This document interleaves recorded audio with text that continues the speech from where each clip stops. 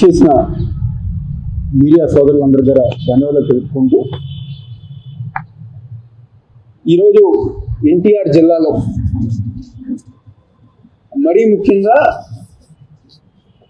కూటమి ప్రభుత్వం వచ్చిన ఈ ఒక సంవత్సరంన్నర కాలంలో గతంలో ఎప్పుడు కూడా లేనటువంటి, ఏ రోజు కూడా మేము విన్నటువంటి